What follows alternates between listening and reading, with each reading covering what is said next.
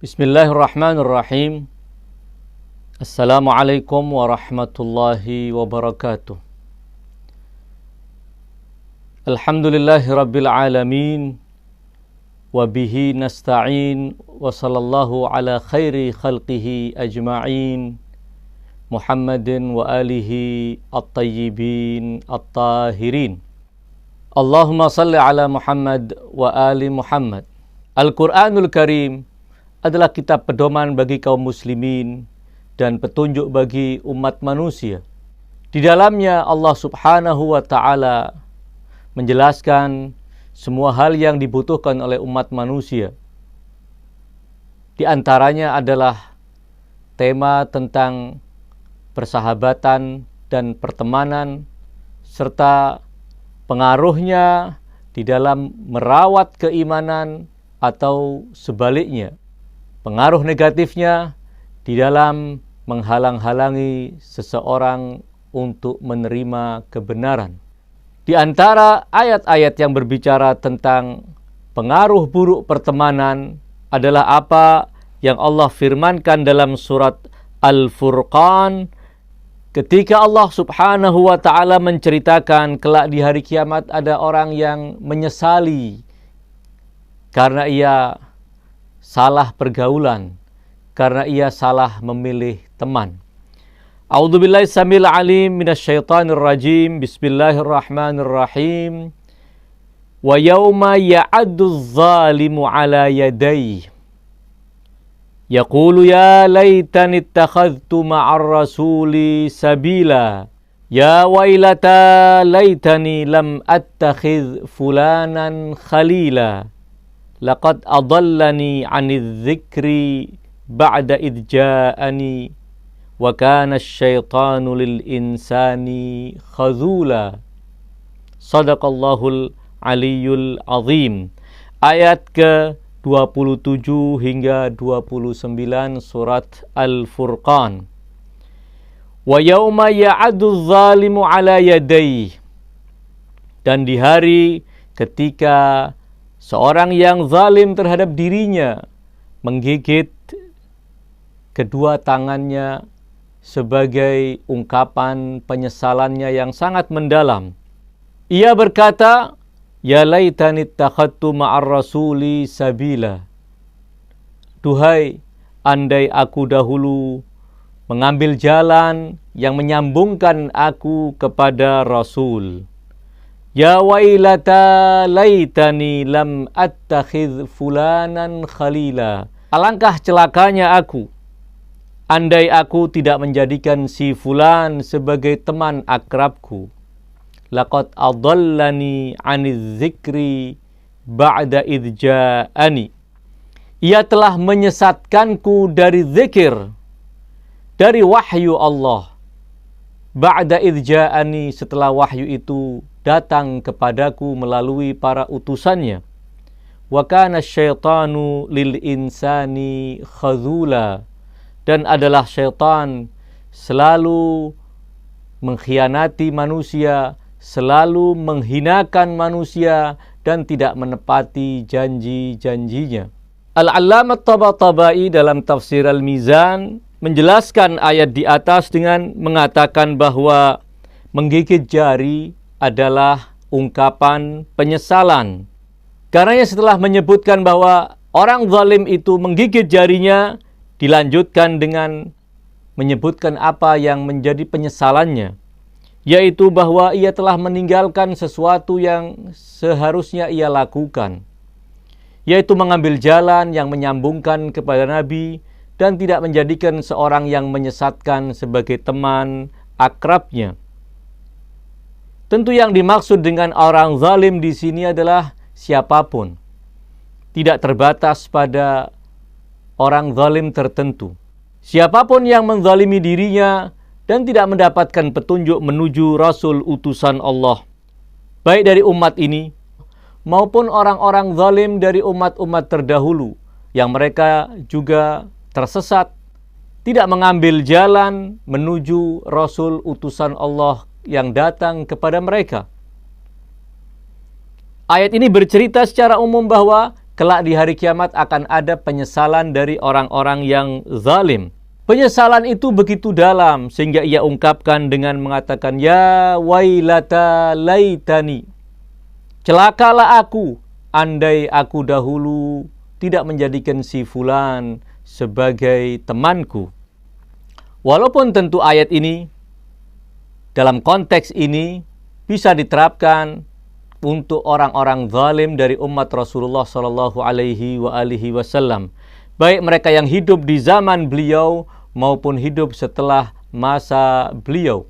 Mereka yang tidak mengambil jalan yang menyambungkan kepada Rasul sallallahu alaihi wasallam dan menjadikan orang-orang yang menyesatkan dari jalan kebenaran sebagai teman, mereka akan menyesali. Dan penyesalan itu akan tampak nyata kelak di hari kiamat, di mana tidak ada lagi kesempatan untuk memperbaiki pilihan. Penyesalan itu dia tampakkan dengan begitu dalam, karena dia salah memilih teman. Laqad adallani 'anidz dzikri ba'da idz ja'ani. Ya, teman yang aku jadikan sebagai khalil, sebagai teman akrab, adalah orang yang telah menyesatkanku dari az-zikir. Al-Allamah Tabatabai menyebutkan bahwa yang dimaksudkan dengan az-zikir dalam ayat ini adalah apapun yang dibawa oleh para rasul dan utusan Allah. Walaupun tentu ketika diterapkan untuk apa yang dibawa oleh Rasulullah sallallahu alaihi wasallam, tentu itu sangat tepat. Wa kana asyaitanu lil insani khazula. Demikianlah syaitan. Dalam kehidupan dunia, syaitan merayu manusia. Dalam kehidupan dunia, syaitan menjanjikan berbagai macam janjian, di antaranya adalah pembelaannya. Namun ketika hari kiamat, syaitan benar-benar mengkhianati manusia. Dia tidak menepati janjinya. Seperti difirmankan oleh Allah Subhanahu wa taala di dalam surat Al-Hasyr, "Kamathalis syaitan idz qala lil insani kfur." Seperti syaitan ketika ia berkata kepada manusia, "Ukfur." Kafirlah engkau. Falamma kafara, dan ketika seorang telah menuruti ajakan syaitan untuk mengkufuri Allah Subhanahu wa taala, syaitan justru berkata, "Qala inni bari'un minka." Saya berlepas diri darimu. Saya tidak bertanggung jawab atas pilihanmu.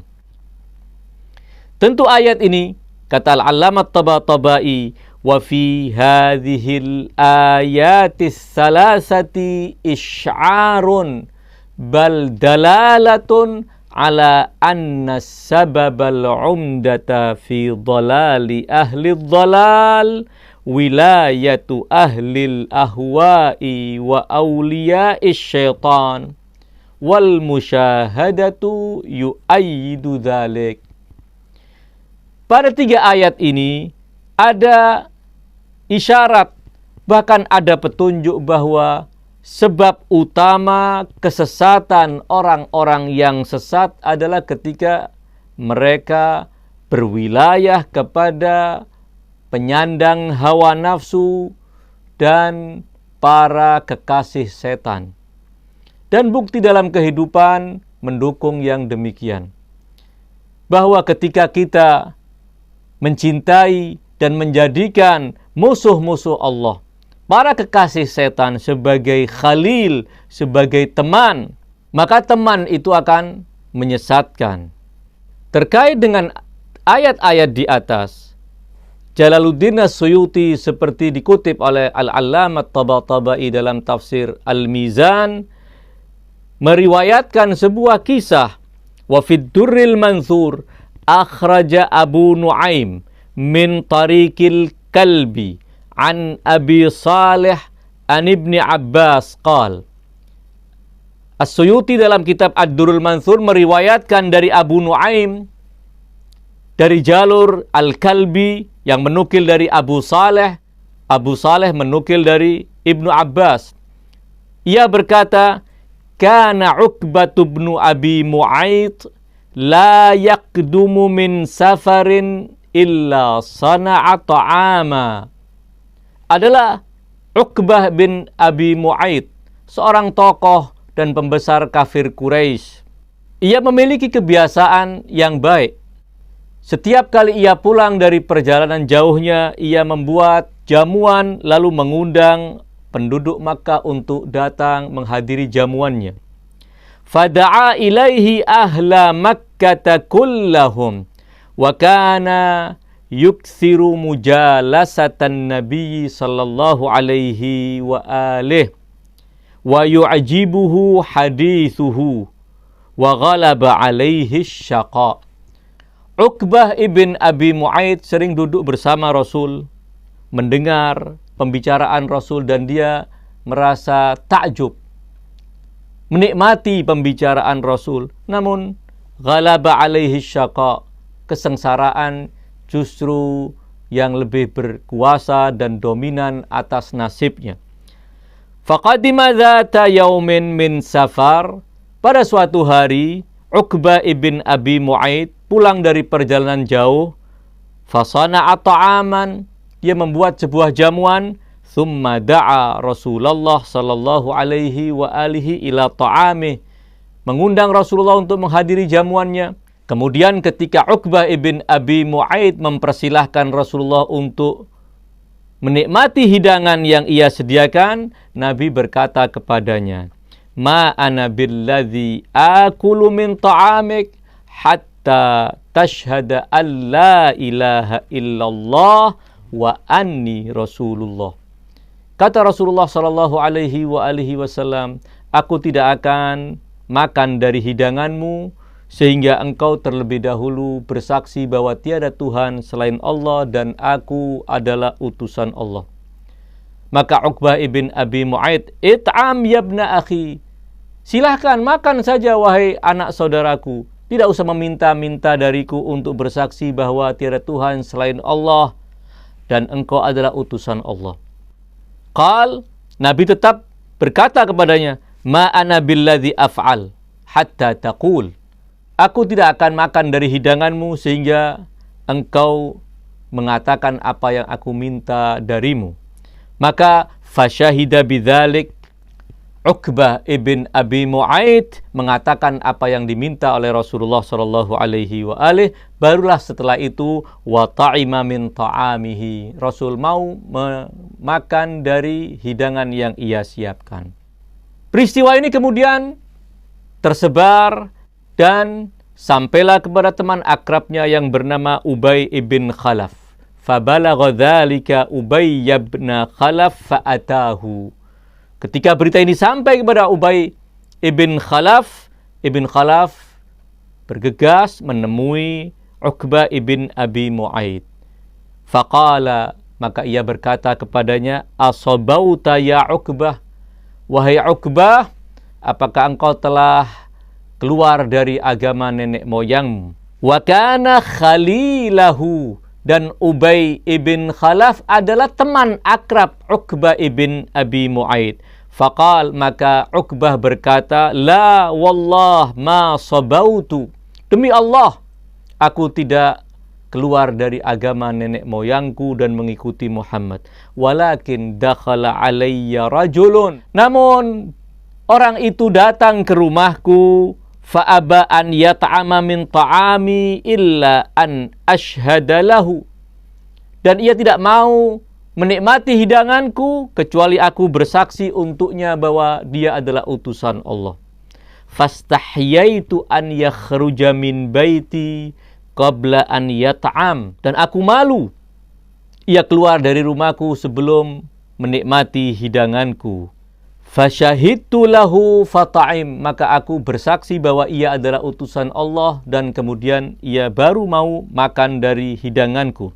Faqal, maka Ubay ibn Khalaf tidak puas dengan alasan yang disampaikan oleh Uqbah ibn Abi Mu'aid. Ia menekan Uqbah ibn Abi Mu'aid agar berbuat kejahatan, berbuat sesuatu yang sangat tidak sopan terhadap Rasulullah sallallahu alaihi wasallam.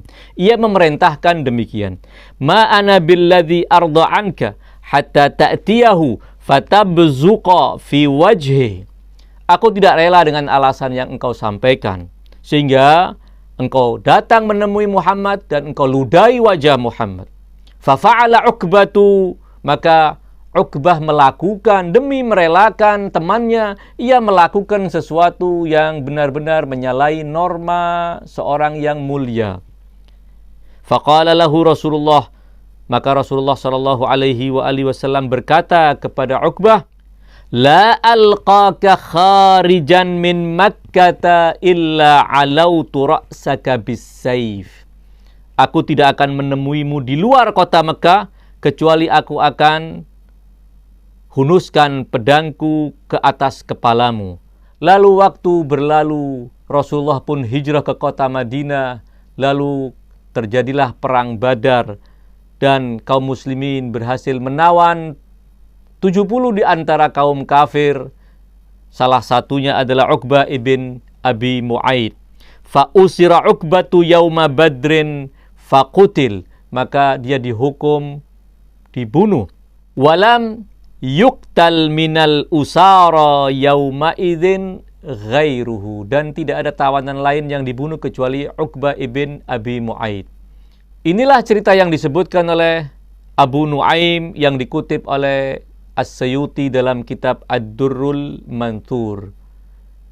Dari cerita ini kita bisa menyaksikan bahwa pertemanan Uqbah ibn Abi Mu'aid dengan Ubay ibn Khalaf justru membawa kesengsaraan baginya, membawa kebinasaan baginya, membawa kerugian abadi atasnya.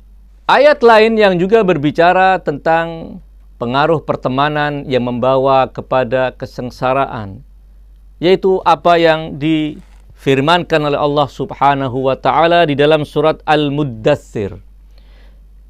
Allah Subhanahu wa ta'ala berfirman, Zarni waman khalaqtu wahida.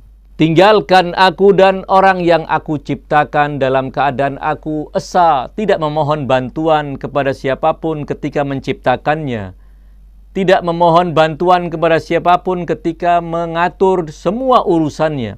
Zarni waman khalaqtu wahida wa ja'altu lahu malan mamduda, dan aku jadikan untuknya harta yang berlimpah. Wa banina syuhuda, dan aku juga beri untuknya anak-anak yang ia saksikan dalam kehidupannya. Anak-anak itu tumbuh dewasa dan membanggakannya.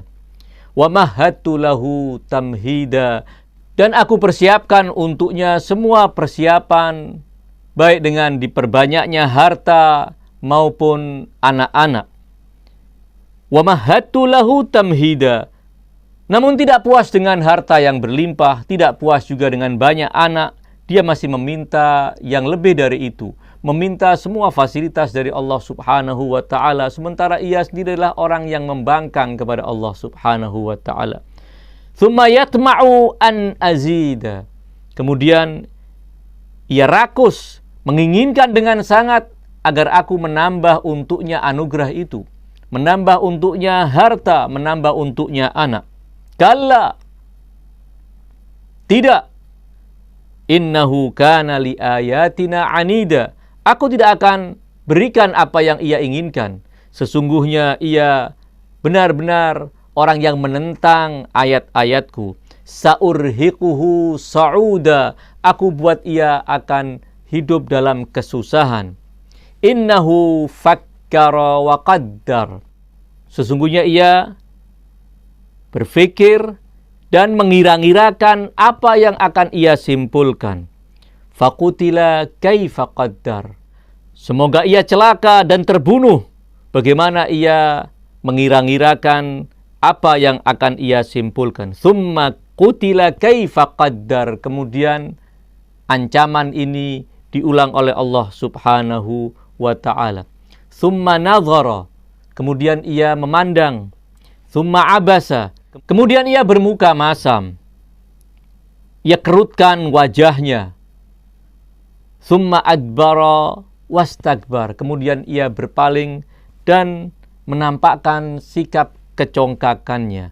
Apa yang ia tampakkan dari sikap kecongkakan itu? Faqala in hadza illa sihrun yu'sar. Al-Quran ini tidak lain adalah sihir yang dipelajari dari orang lain oleh Muhammad. In hadza illa qaulul bashar. Ia bukan firman Tuhan, namun ia adalah ucapan manusia. Ayat-ayat ini sebagaimana disebutkan dalam beberapa riwayat terkait dengan sebuah peristiwa yang terjadi atas Al-Walid ibn Al-Mughirah. Sekali lagi Al-Allamah Tabatabai mengutip dari Ad-Durrul Mansur. As-Suyuti meriwayatkan cerita ini dari Al-Hakim dalam kitab Al-Mustadrak dan ia mensahihkannya.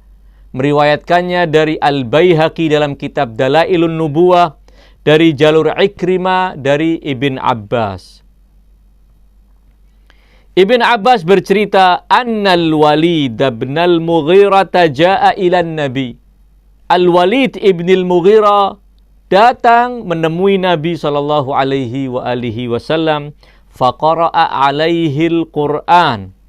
Maka Nabi membacakan beberapa ayat Al-Qur'an kepadanya. Faka'annahu raqqa.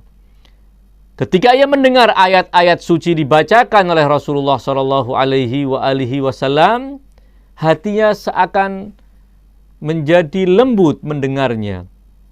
Dan ia menampakkan sikap seakan tunduk dan menerima bahwa ini adalah sesuatu yang sangat luar biasa.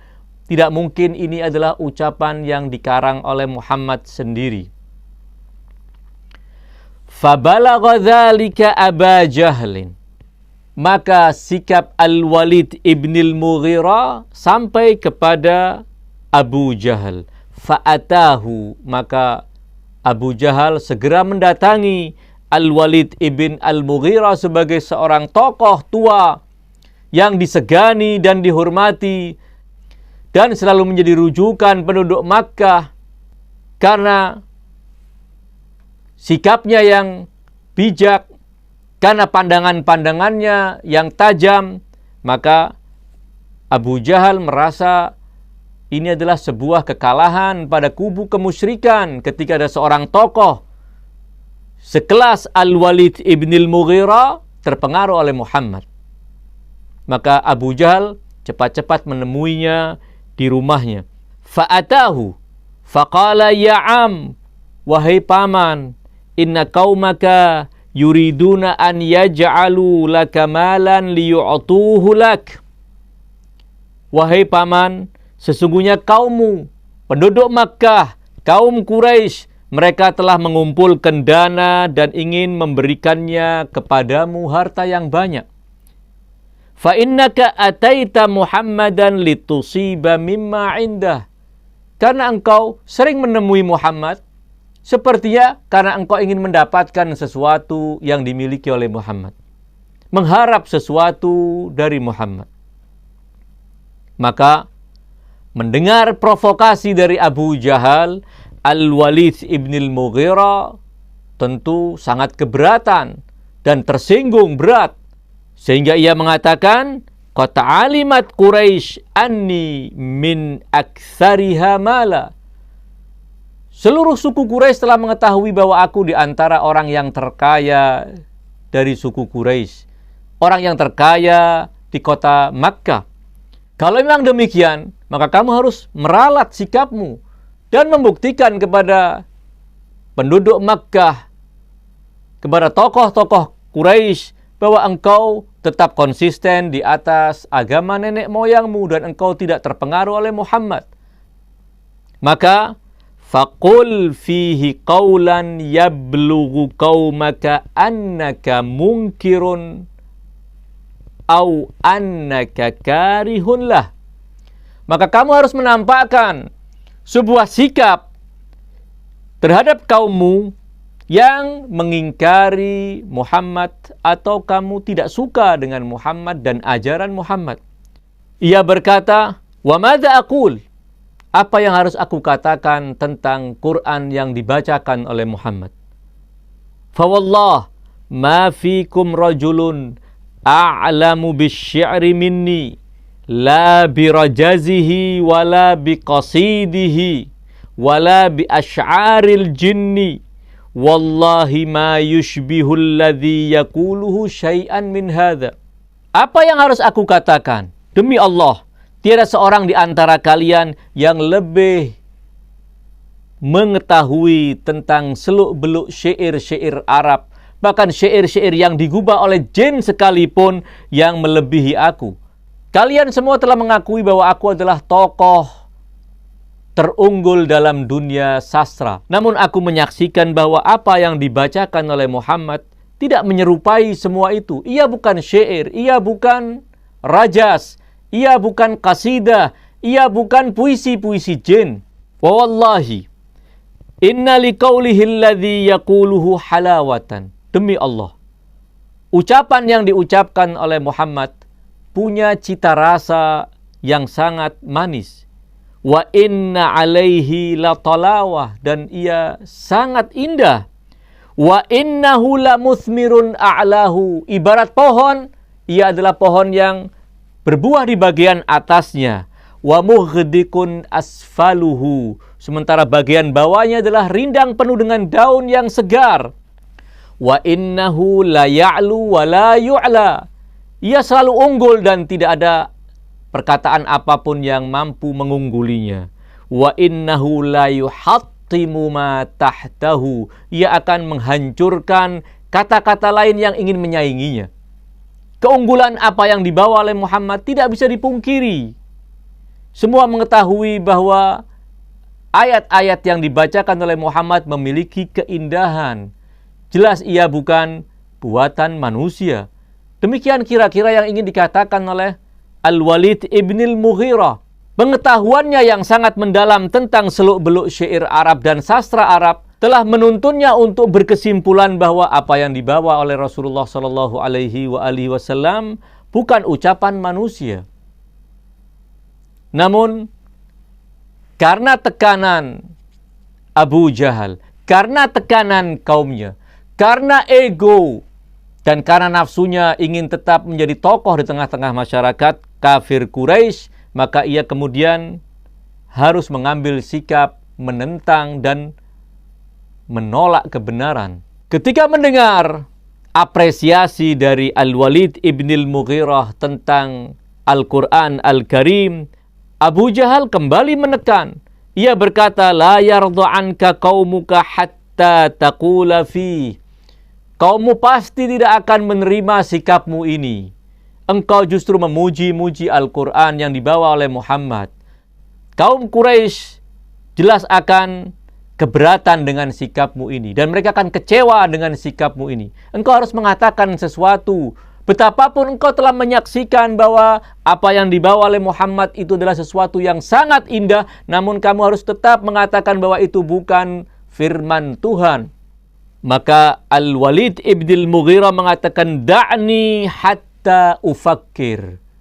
Beri aku kesempatan sehingga aku berfikir. Falamma fakkar, dan ketika ia telah berfikir dan mengambil sebuah kesimpulan, dan sebenarnya kesimpulan itu sebelum menipu masyarakat luas, ia telah menipu dirinya sendiri. Ia telah menipu nuraniya. Ia telah membohongi hatinya. Dia mengatakan, ma huwa illa sihrun yu'sar ya'saruhu an ghairihi. Apa yang dibacakan oleh Muhammad adalah sihir yang ia pelajari dari orang lain. Buktinya, kekuatan dari apa yang dibaca oleh Muhammad mampu memisahkan antara seorang istri dari suaminya, seorang suami dari istrinya, seorang ayah dari anaknya, seorang anak dari ayahnya, seorang dengan saudaranya. Dan yang memiliki kemampuan untuk mencerai-beraikan orang-orang yang telah akrab dan bersatu hanyalah kekuatan sihir. Itulah yang diceritakan di dalam beberapa ayat. Innahu fakkara wa qaddar, fakutila kaifa qaddar, thumma kutila kaifa qaddar. Thumma nadhara, thumma abasa wa basar, thumma adbara wastakbar. Ketika mendapat tekanan dari Abu Jahal, mendapat tekanan dari kaum Quraisy, ia adbara wastakbar, berpaling dan menampakkan sikap congkaknya, dan kemudian ia berkata, faqala in hadza illa sihrun yu'sar.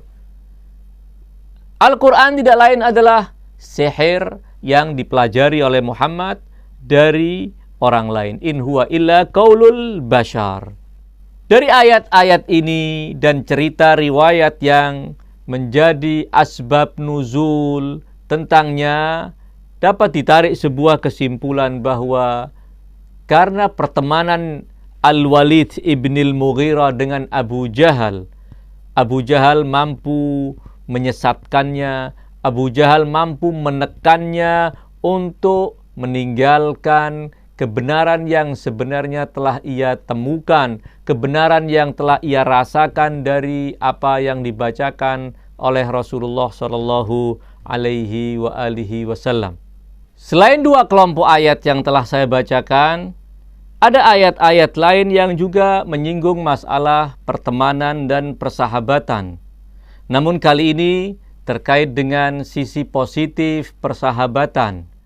Agar kita mendapatkan pengaruh yang positif dari pertemanan dan persahabatan, ada ayat-ayat yang mengarahkan kita untuk menjadikan orang-orang tertentu yang telah memenuhi kriteria tertentu untuk kita jadikan sebagai teman.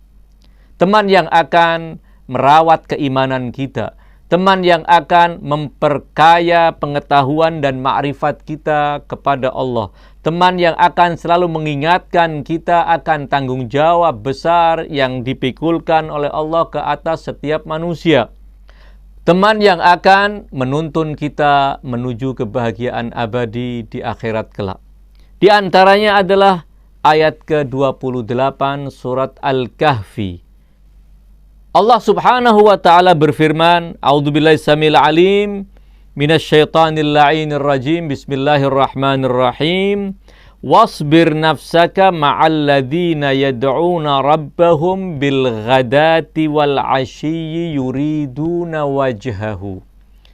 Kendati ayat ini tidak berbicara secara langsung tentang pertemanan, ayat ini justru adalah arahan Allah Subhanahu wa taala agar tetap sabar berteman dengan orang-orang yang ketulusannya kepada Allah telah teruji dan terbukti. Wahai Muhammad, tabahkan dirimu berteman bersama orang-orang yang yad'una rabbahum bil ghadati wal 'ashiyyi, yang selalu menyeru Tuhan mereka di pagi dan di malam hari, sebagai sebuah kesadaran yang sangat luar biasa. Waktu-waktunya selalu diisi dengan berdoa dan menyeru Allah Subhanahu wa ta'ala. Yuriduna wajhahu. Mereka menginginkan keridhaan Allah Subhanahu wa ta'ala. Di antara ayat-ayat yang juga berbicara tentang pertemanan dan persahabatan, yaitu apa yang Allah firmankan dalam ayat ke-28 surat Al-Kahfi. Wasbir nafsaka ma'al ladzina yad'una rabbahum bil ghadati wal 'ashiyyi yuriduna wajhahu. Ayat lain yang juga menyinggung masalah pertemanan dan persahabatan adalah ayat ke-52 surat Al-An'am. Allah berfirman, A'udzubillahi samil alim minasyaitonir rajim. Bismillahirrahmanirrahim. Wala tatrudil ladzina yad'una rabbahum bil ghadati wal 'ashyi. Wahai Muhammad, jangan engkau mengusir orang-orang yang menyeru Allah, Tuhan mereka, di pagi dan di malam hari. Jangan engkau singkirkan mereka, jangan engkau jauhi mereka, temani mereka, jadikan mereka sebagai sahabat-sahabatmu. Ayat ini dan ayat sebelumnya tentu juga berlaku untuk kita, agar kita menjadikan orang-orang yang selalu dekat kepada Allah Subhanahu wa ta'ala sebagai teman kita. Orang yang selalu mengingat Allah Subhanahu wa ta'ala menjadi sahabat kita, karena keberadaan mereka di samping kita. Dan pertemanan kita dengan mereka akan membawa dampak positif yang sangat luar biasa. Orang-orang yang saleh, orang-orang yang sangat dekat kepada Allah Subhanahu wa ta'ala, apabila kita jadikan mereka sebagai teman kita, maka mereka akan membimbing kita kepada jalan kebenaran. Dari beberapa ayat yang telah saya bacakan, kita bisa menyimpulkan bahwa ada dua tipe teman.